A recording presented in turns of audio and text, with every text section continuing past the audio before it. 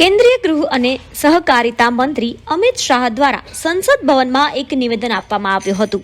આ નિવેદન ડોક્ટર બાબા સાહેબ આંબેડકર અંગે હતું.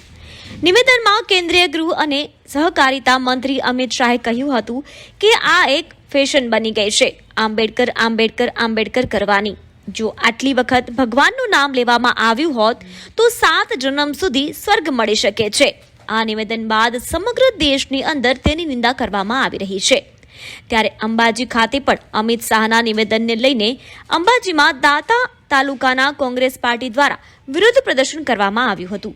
અંબાજી શહેર કોંગ્રેસ સમિતિના પ્રમુખ મહામંત્રી તેમજ આગેવાનો દ્વારા અંબાજીના શક્તિ સર્કલ પાસે રસ્તા રોકો આંદોલન સાથે અમિત શાહ હાય હાયના નારા લગાવવામાં આવ્યા હતા.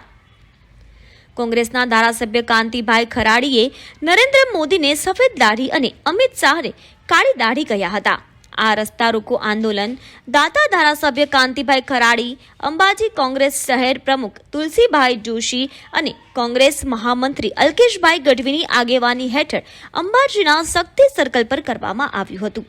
ત્યારે અંબાજી પોલીસ દ્વારા વિરોધ પ્રદર્શન કરી રહેલા કોંગ્રેસના આગેવાનોની અટકાયત કરવામાં આવી હતી. આખા દેશના ઘડવૈયા કહેવાય એ રીતે અને દેશનું બંધારણ કરનાર બાબા સાહેબ આંબેડકરનું આખા દેશની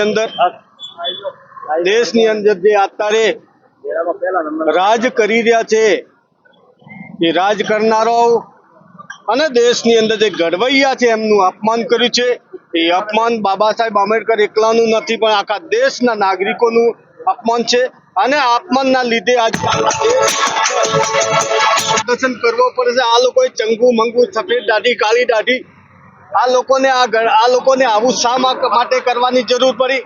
બાબા સાહેબ આંબેડકરને બધી જ સમાજોને આવરી લીધેલી છે ને બધી જ સમાજોને સાથે રાખીને એ લોકો દેશનું એમનું એક બાબા સાહેબ આંબેડકરે આપણા બધાના માટે બંધારણ કર્યું છે. એ બંધારણની અંદર આ લોકો ગોળીને પીને બાબા સાહેબ આંબેડકરનું જે અપમાન કર્યું છે એ અપમાન આ જનતા કદી પણ ચલાવી લે એમ નથી.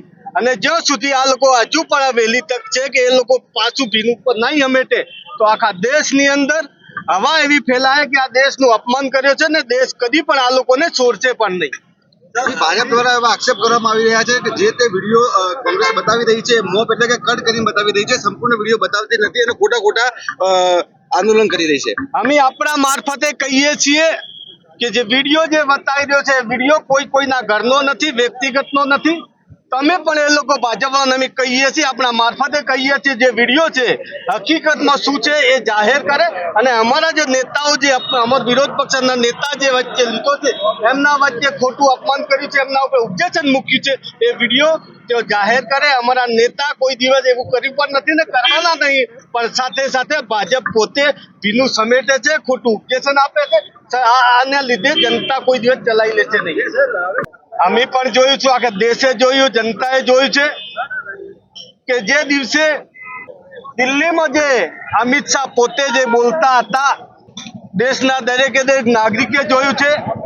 અમિત શાહ એવા શબ્દો વાપર્યા હતા કે તમે કાયમી માટે બાબા સાહેબનું નામ લો છો એના કરતા તો કદાચ કે ભગવાનનું નામ લીધો જ તો પણ સારું.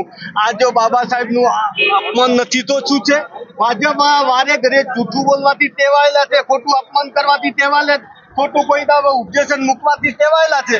એ જૂઠું બોલવું, જોરથી બોલવું ને કાયમી માટે જ ટેવાયેલા છે એટલે જનતા બધી રીતે એમને ઓળખી ગઈ છે. Bureau report, first Bharat news, Ambaji.